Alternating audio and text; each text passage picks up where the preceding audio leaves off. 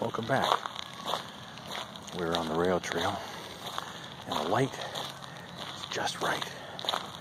It's what a woman I used to know and love, still do I think, would call the golden hour. The light is just right. And we're on the beautiful, beautiful rail trail. As you can see, it's a beautiful, flat, straight place to walk.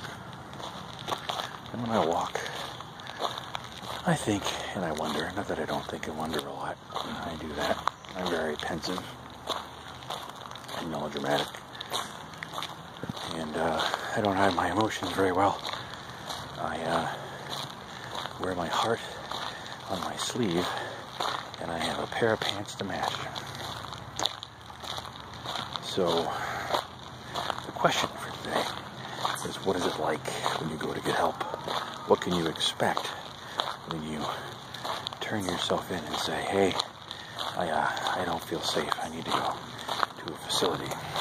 Well, I'm going to speak to my last experience. I'm here in Franklin, New Hampshire. It might be radically different where you are. It might be radically different later where I am. So I'm just going to speak to what I went through. I am not a doctor or medical professional of any kind. So I'll just speak to my own experience. I didn't feel safe. I turned myself in at a local hospital. Spoke to the nurse in the emergency room. She said, come this way. I came that way. I sat down. We did some paperwork. I was barcoded, they gave me a little wristband.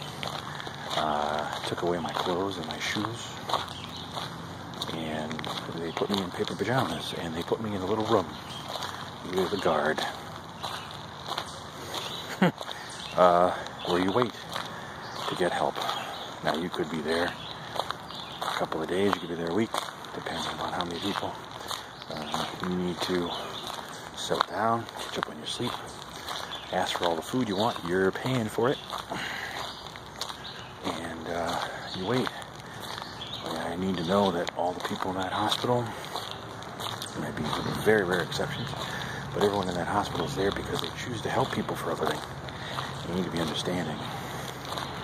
You need to radically accept that you're going to have to wait. That's the way it is. In the meantime, you can try to ask for what you want, and you might get what you need, as the song goes. So you put you in a little room, and you're in your paper pajamas, and you're caught up on your sleep.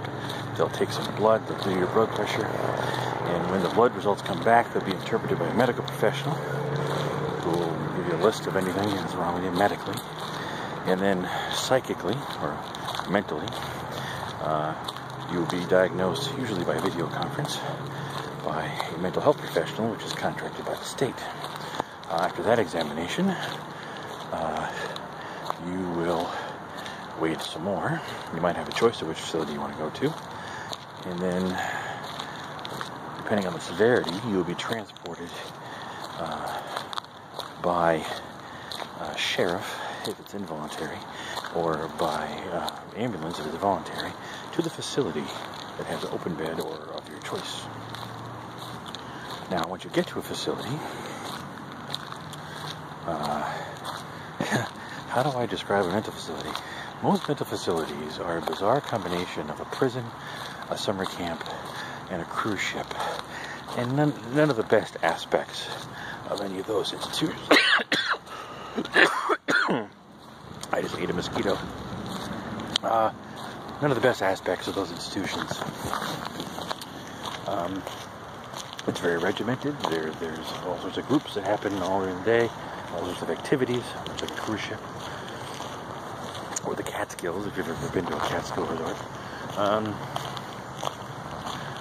Your whole time frame changes. You don't have a cell phone. Your sleep might be disturbed. You're starting new meds, maybe. And so, your whole time frame changes. Meals, for me, became this sort of, marking point. Breakfast, when's lunch, when's dinner, any dinner. For me, the worst time was the nighttime. You have a roommate.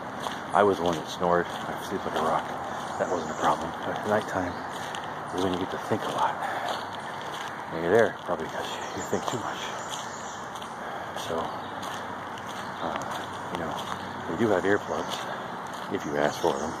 And they do have sleeping aids if you ask for them. So you should. So that's what happens. You get into a schedule. You catch up on your sleep. You check off the food there. You learn that not everything on the food card is necessarily everything you can get. If you like chocolate milk, but they don't list chocolate milk, you could write chocolate milk on your menu card, and maybe they have it. And occupy yourself with all those things, and go to your groups. And the more honest and open you are, the more you get out of it, and you get better. It works. I have a problem. I have sought help, and every time I have sought help, I have been helped by very caring people that for the most part, all of them dedicate their lives to helping people like me and you that are battling these things. Many of them themselves have conquered their own demons or continue to battle them as they help other people. That's why they're there. They understand. They're not the bad guys. So, radical acceptance, honesty, passion, and communication will get you through. And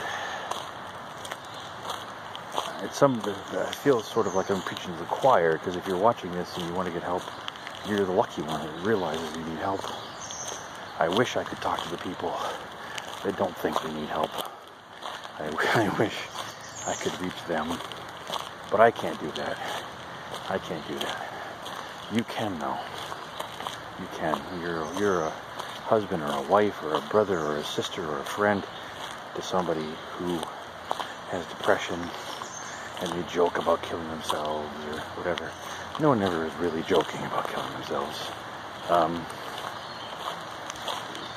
I can't tell you how many times I've heard, gosh, I thought they were joking.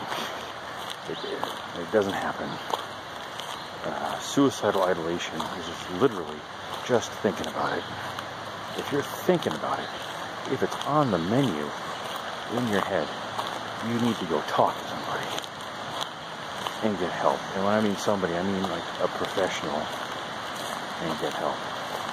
And if you can't bring yourself to talk to a professional immediately, talk to someone that cares about you, and you both go together. You need support and enter the process.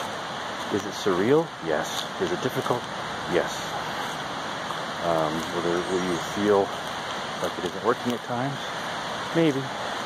But if you stick with it, and you're honest and passionate, you will get better. You will acquire the two things that will get you better. You will acquire skills and pills, as they say. I did not invent that phrase. I looked up who invented it. I couldn't find it. But it's true. Skills and pills. And if you use those skills and you keep taking your pills, you'll stay better. So, that's what happens in a nutshell. Excuse the pun. If you found this helpful or entertaining, or both, please like and subscribe, as they say. And I'd like to thank all the people that are encouraging me. I do these talks as much as for myself as you. I find them very cathartic. I find it healing to know that I'm getting it out there. I'm not hiding. And I'm a competent father and worker and all that. And I can live openly with my malady and not be judged. And maybe that'll help somebody. So, thank you again. And I'll see you next time, perhaps during the golden hour, on the rail trail. And we will walk and wonder about stuff. And tell some stories. So, thanks again. Hang in there.